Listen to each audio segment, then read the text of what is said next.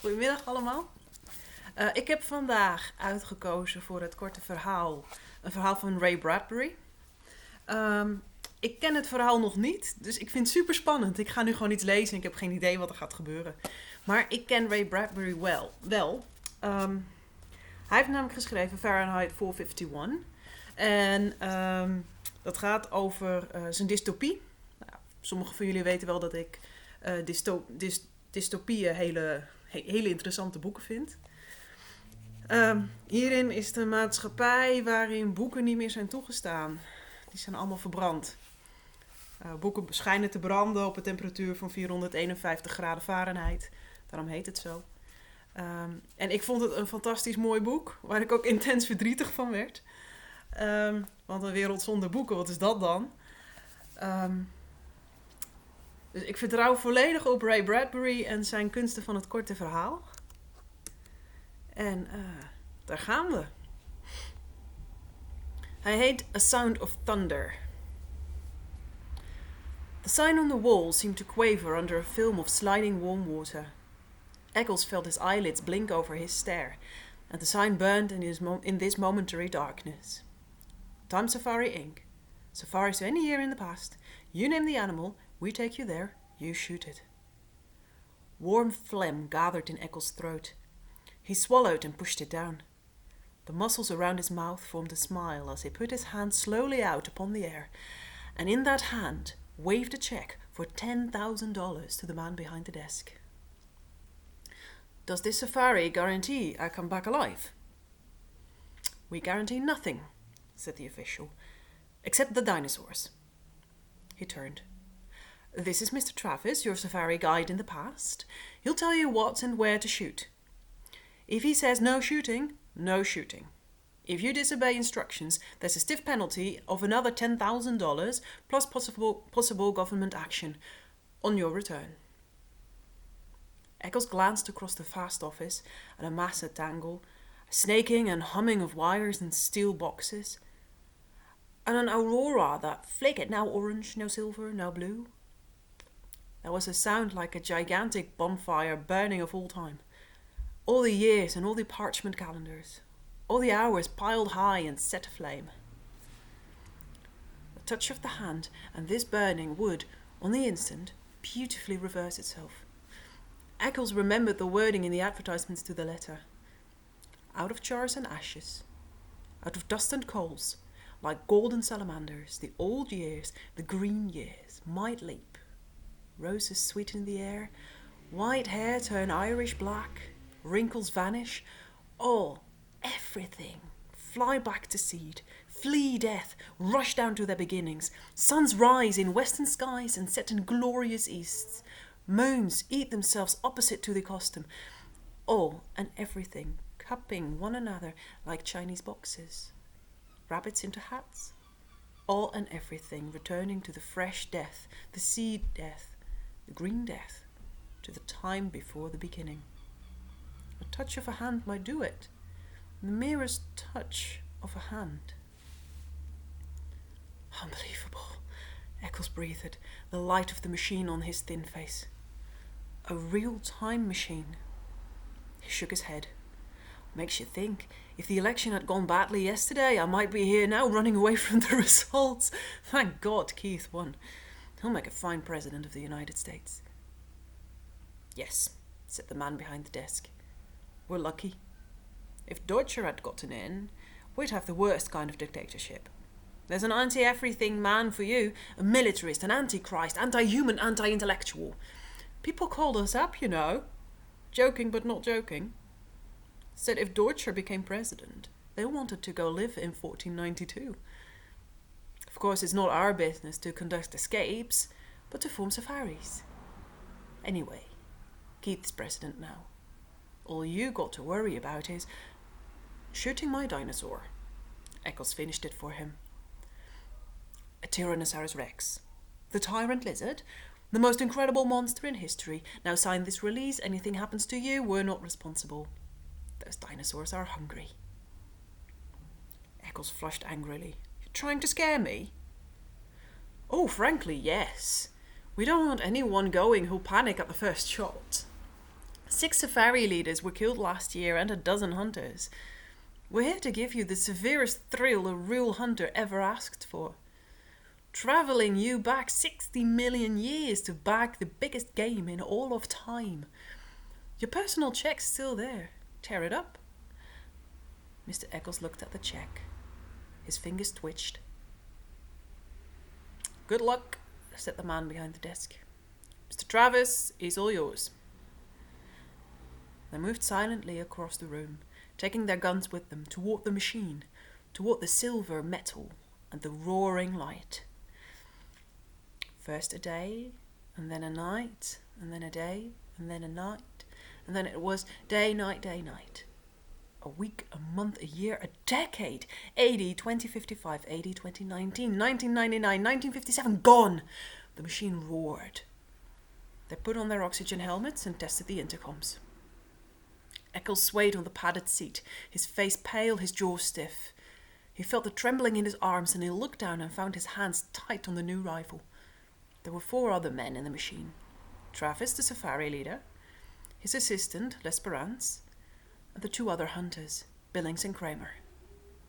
They sat looking at each other, and the years blazed around them. Can these guns get a dinosaur cold? Eccles felt his mouth saying. If you hit them right, said Travis on the helmet radio. Some dinosaurs have 2 brains, one in the head, another far down the spinal column. We stay away from those. That's stretching luck. Put your first 2 shots into the eyes, if you can, blind them, and then go back into the brain. The machine howled. Time was a film run backward. Suns fled and 10 million moons fled after them. Think, said Eccles. Every hunter that ever lived would envy us today. This makes Africa seem like in Illinois. The machine slowed. Its scream fell to a murmur. The machine stopped. The sun stopped in the sky. The fog that had enveloped the machine blew away, and they were in an old time, a very old time indeed. 3 hunters and 2 safari heads with their blue metal guns across their knees. Christ isn't born yet, said Travis. Moses has not gone to the mountains to talk with God. The pyramids are still in the earth, waiting to be cut out and put up. Remember that. Alexander, Caesar, Napoleon, Hitler, none of them exists. The man nodded. That, Mr. Travis pointed, is the jungle of 60,002,055 years before President Keith. He indicated a metal path that stuck off into the green wilderness of a steaming swamp among giant ferns and palms. And that, he said, is the path, laid by Time Safari for your use. It floats 6 inches above the earth. It doesn't touch so much as one grass blade, flower, or tree. It's anti-gravity metal. Its purpose is to keep you from touching this world of the past in any way. Stay on the path. Don't go off it. I repeat, don't go off. For any reason. If you fall off, there's a penalty. And don't shoot any animal we don't okay. Why? Asked Eccles. They sat in the ancient wilderness. Far birds' cries blew on the wind, and the smell of tar and an old salt sea, moist grasses and flowers to the colour of blood. We don't want to change the future. We don't belong here in the past. The government doesn't like us here. We have to pay big graft to keep our franchise. A time machine is finicky business. Not knowing it, we might kill an important animal. A small bird, a roach, a flower even, thus destroying an important link in a growing species. Well, that's not clear, said Eccles. All right, Travis continued. Say we accidentally kill 1 mouse here. That means all the future families of this one particular mouse are destroyed, right? Right. And all the families of the families of the families of that 1 mouse. With a stamp of your foot, you annihilate first 1, then a dozen, then 1,000, 1,000,000, 1,000,000,000 possible mice. So they're dead, said Eccles. So what? So what? Travis snorted quietly. Well, what about the foxes that'll need those mice to survive? For want of 10 mice, a fox dies. For want of 10 foxes, a lion starves. For want of a lion, all manner of insects, vultures, infinite billion life forms are thrown into chaos and destruction.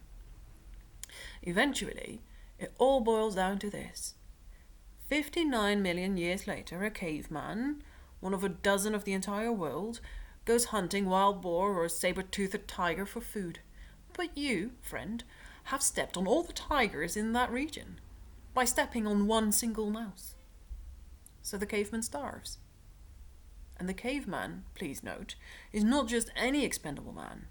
Oh no, he's an entire future nation. From his loins would have sprung 10 sons. From their loins 100 sons, and thus onward to a civilization. Destroy this one man, and you destroy a race, a people, an entire history of life. It is comparable to slaying one of Adam's grandchildren. The stump of your foot on one mouse could start an earthquake, the effects of which could shake our earth and destinies through time to their very foundations. With the death of that one caveman, billion others yet unborn are throttled in the womb. Perhaps Rome never rises on its 7 hills. Perhaps Europe is forever a dark forest, and only Asia waxes healthy and teeming. Step on a mouse and you crush the pyramids. Step on a mouse and you leave your print like a Grand Canyon across eternity. Queen Elizabeth might never be born. Washington might not cross Delaware. There might never be a United States at all. So be careful. Stay on the path. Never step off. I see, said Eccles. Then it wouldn't pay for us even to touch the grass? Correct. Crushing certain plants could add up infinitesimally. A little error here would multiply in 60 million years, all out of proportion. Of course, maybe our theory is wrong. Maybe time can't be changed by us. Or maybe it can be changed only in little subtle ways.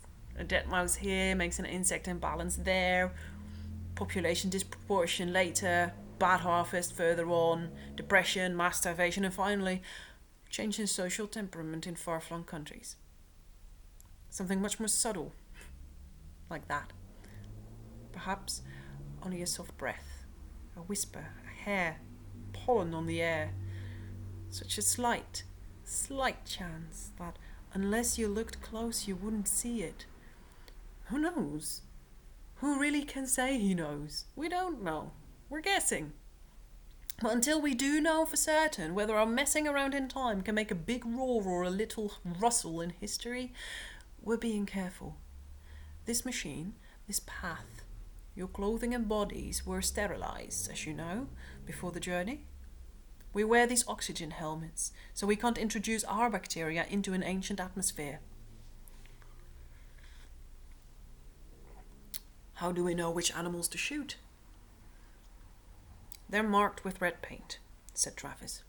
Today, before our journey, we sent L'Esperance here back with the machine. He came to this particular era and followed certain animals. Studying them. Right, said L'Esperance. I tracked them through their entire existence, noting which of them lives longest. Very few. How many times they mate? Not often. Life's short. When I find one that's going to die when a tree falls on him, or one that drowns in a tar pit, I note the exact hour, minute, and second. I shoot a paint bomb. It leaves a red patch on his side. We can't miss it. Then I correlate our arrival in the past so that we meet the monster not more than 2 minutes before he would have died anyway. This way, we only kill animals with no future, that are never going to mate again. You see how careful we are. But if you come back this morning in time, said Eccles eagerly, you must have bumped into us. Our safari. How did it turn out? Was it successful? Did all of us get through alive? Travis and L'Esperance gave each other a look. That be a paradox, said the latter. Time doesn't permit that sort of mess a man meeting himself. Well, When such occasions threaten, time steps aside, like an airplane hitting an air pocket. We felt the machine jump just before we stopped. That was us passing ourselves on the way back to the future. We saw nothing. There's no way of telling if this expedition was a success, if we got our monster, or whether all of us, meaning you, Mr. Eccles, got out alive. Eccles smiled palely. "Got that," said Travis sharply. "Everyone on his feet." They were ready to leave the machine. The jungle was high and the jungle was broad and the jungle was the entire world forever and forever. Sounds like music and sounds like flying tents filled the sky, and those pterodactyls soaring with cavernous grey wings. Gigantic bats of delirium and night fever. Eccles, balanced on the narrow path, aimed his rifle playfully. "Stop that," said Travis. "Don't even aim for fun, blast you. If your gun should go off..."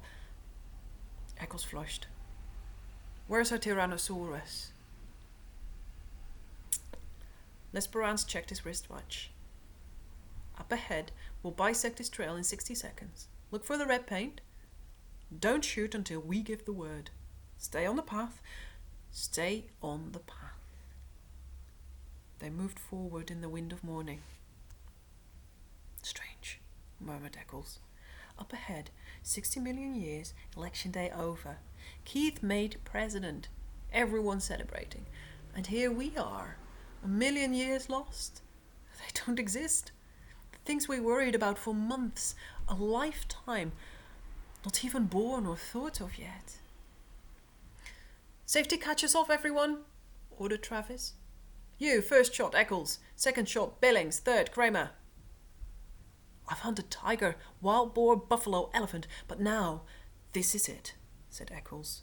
"I'm shaking like a kid." "Ah," said Travis. Everyone stopped. Travis raised his hand. "Ahead," he whispered. "In the mist. There he is. There's His Royal Majesty now." The jungle was wide and full of twitterings, rustlings, murmurs, and sighs. Suddenly it all ceased, as if someone had shut a door. Silence. A sound of thunder. Out of the mist, 100 yards away, came Tyrannosaurus Rex. Whispered Eccles. Shh. It came on great oiled, resilient, striding legs. It towered 30 feet above half of the trees, a great evil god, folding its delicate watchmaker's claws close to his oily reptilian chest. Each lower leg was a piston, 1,000 pounds of white bone sunk in thick ropes of muscle, sheathed over in a gleam of pebbled skin like the mail of a terrible warrior. Each thigh was a ton of meat, ivory, and steel mesh. And from the great breathing cage of the upper body, those 2 delicate arms dangled out front. Arms with hands which might pick up and examine men like toys, while the snake neck coiled. And the head itself, a ton of sculptured stone, lifted easily upon the sky. Its mouth gaped, exposing a fence of teeth like daggers. Its eyes rolled, ostrich eggs, empty of all expression save hunger. It closed its mouth in a death grin. It ran, its pelvic bones crushing aside trees and bushes, its taloned feet clawing damp earth, leaving prints 6 inches deep wherever it settled its weight. It ran with a gliding ballet step, far too poised and balanced for its 10 tons. It moved into a sunlit area warily, its beautifully reptilian hands feeling the air. Eccles twitched his mouth. It could reach up and grab the moon. "Shh!" Travis jerked angrily. "He hasn't seen us yet." "Oh, it can't be killed." Eccles pronounced his verdict quietly, as if there could be no argument. He had weighed the evidence, and this was his considered opinion. The rifle in his hands seemed a cap gun. "We were fools to come. This is impossible." "Shut up," hissed Travis. Nightmare! Turn around, commanded Travis. Walk quietly to the machine. We'll remit half your fee. I didn't realize it'd be this big, said Eccles. I miscalculated, that's all, and now I want out. It sees us. There's red paint on its chest. The tyrant lizard raised itself. Its armoured flesh glittered like 1,000 green coins.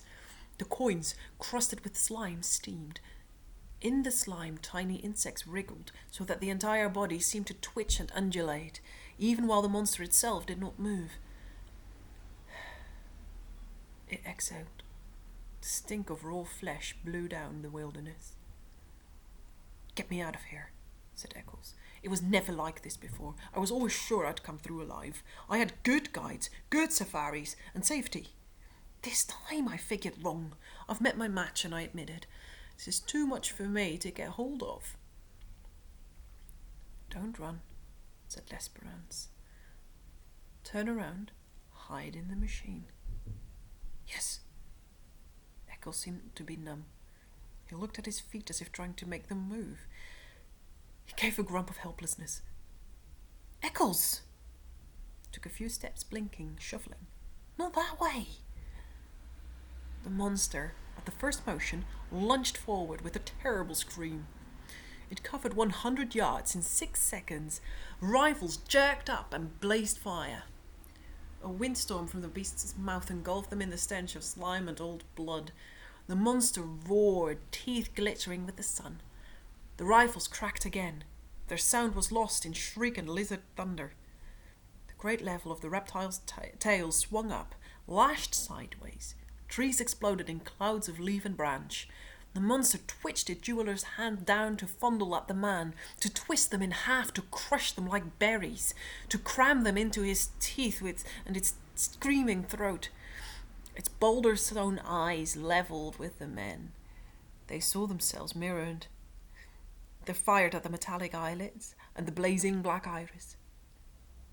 Like a stone idol, like the mountain avalanche, Tyrannosaurus fell. Thundering, it clutched trees, pulled them with it. It wrenched and tore the metal path. The men flung themselves back and away. The body hit 10 tons of cold flesh and stone. The guns fired. The monster lashed its armored tail, twitched its snake jaws, and lay still. A fount of blood splurted from its throat. Somewhere inside, a sack of fluids burst. Sickening gushes drenched the hunters.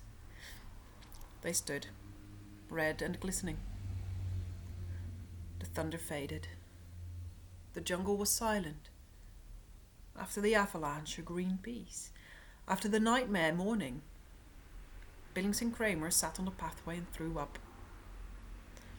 Travis and L'Esperance stood with smoking rifles, cursing steadily. In the time machine on his face, Eccles lay shivering. He had found his way back to the path, climbed into the machine. Travis came walking, glanced at Eccles, took cotton gauze from the metal box, returned to the others who were sitting on the path. Clean up. They wiped the blood from their helmets. They began to curse too. The monster lay, a hill of solid flesh. Within, you could hear the silent murmurs as the furthest chambers of it died. Organs malfunctioning, liquids running a final instant from pocket to sac to spleen.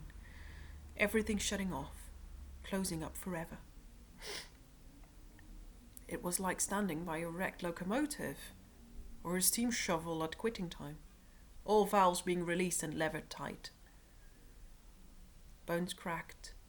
The tonnage of its own flesh, off balance, dead weight, snapped the delicate forearms, caught underneath.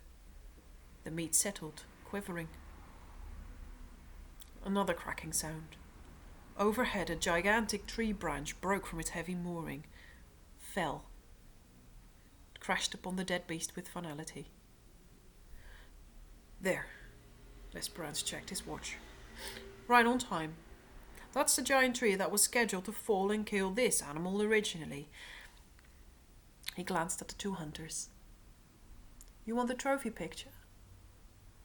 What? We can't take a trophy back to the future. His body has to stay right here where it would have died originally, so the insects, birds and bacteria can get at it, as they were intended to. Everything in balance. The body stays, but we could take a picture of you standing near it. Two men tried to think, but gave up, shaking their heads. They let themselves be led along the metal path.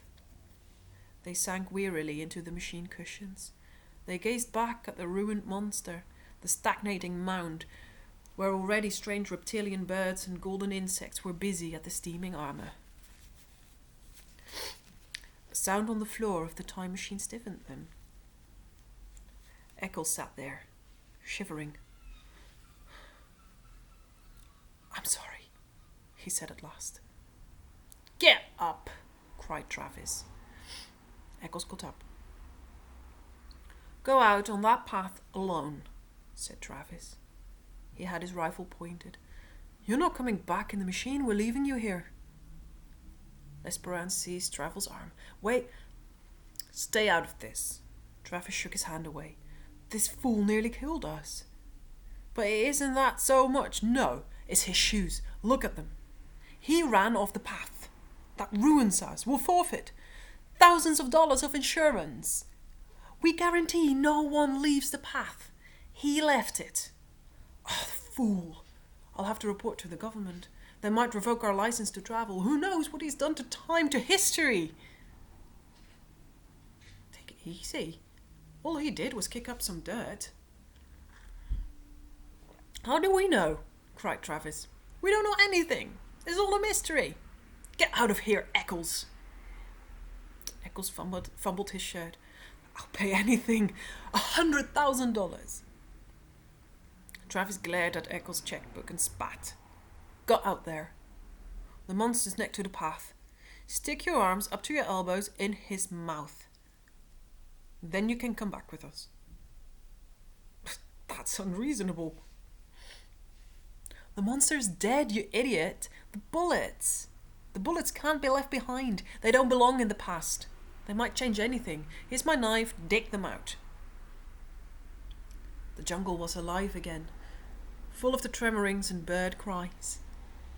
Eccles turned slowly to regard the primeval garbage dump, that hill of nightmares and terror. After a long time, like a sleepwalker, he shuffled out along the path. He returned, shuddering, 5 minutes later, his arms soaked and red to the elbows. He held out his hand. Each hand held a number of steel bullets, and then he fell. He lay where he fell, not moving. "You didn't have to make him do that," said Lesperance. "Didn't I? It's too early to tell." Travis nudged the still body. "He'll live. Next time he won't go hunting games like this." "Okay." He jerked his thumb wearily at Lesperance. "Switch on, let's go home." 1492, 1776, 1812. They cleaned their hands and faces. They changed their caking shirts and pants. Eccles was up and around again, not speaking. Travis glared at him for a full 10 minutes. "Don't look at me," cried Eccles. "I haven't done anything." "Who can tell?" "Just ran off the path, that's all. A little mud on my shoes. What do you want me to do? Get down and pray?" "Oh, we might need it. I'm warning you, Eccles. I might kill you yet. I've got my gun ready." "I'm innocent. I've done nothing." 1992, 2000, 2055. The machine stopped. "Get out," said Travis. The room was there. Oh, lost it. The room was there as they had left it, but not the same as they had left it. The same man sat behind the same desk, but the same man did not quite sit behind the same desk. Travis looked around swiftly. "Everything okay here?" he snapped. "Oh, fine, welcome home." Travis did not relax. He seemed to be looking through the one high window. Okay, Eccles, get out. Don't ever come back. Eccles could not move. You heard me, said Travis. What are you staring at? Eccles stood smelling of the air. And there was a thing to the air. A chemical taint so subtle, so slight, that only a faint cry of his subliminal senses warned him that it was there. The colours, white, grey, blue, orange, in the wall, in the furniture, in the sky beyond the window were... And there was a feel. His flesh twitched. His hands twitched. He stood drinking the oddness with the pores of his body. Somewhere, someone must have been screaming one of those whistles that only a dog can hear. His body screamed silence in return. Beyond this room, beyond this wall, beyond this man who was not quite the same man, seated at his desk that was not quite the same desk, lay an entire world of streets and people. What sort of world it was now, well, there was no telling.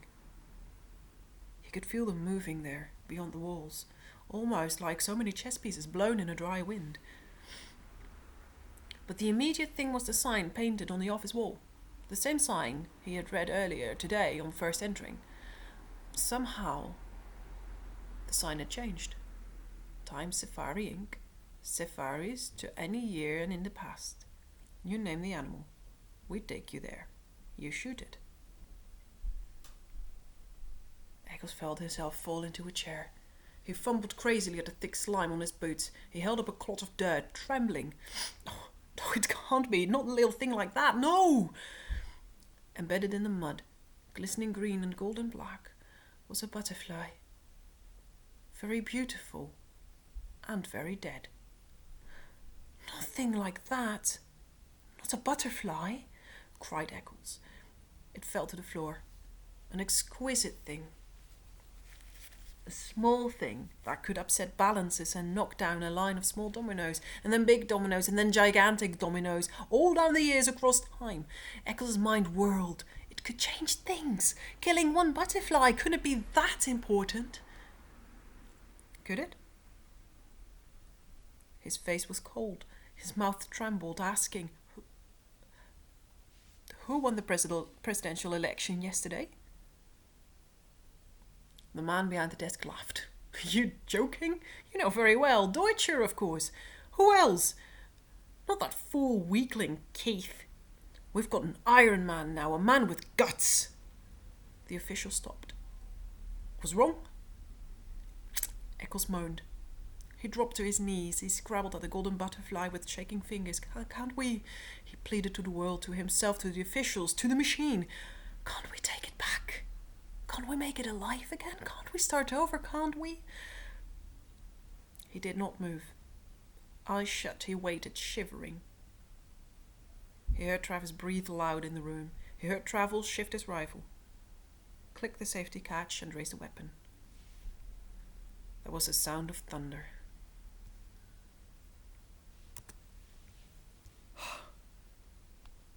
Oh man, die was echt mooi. Gaaf. Volgende week post ik op vrijdag gewoon weer een verhaal. Het is wel vakantie, maar dan komt er een nieuwe.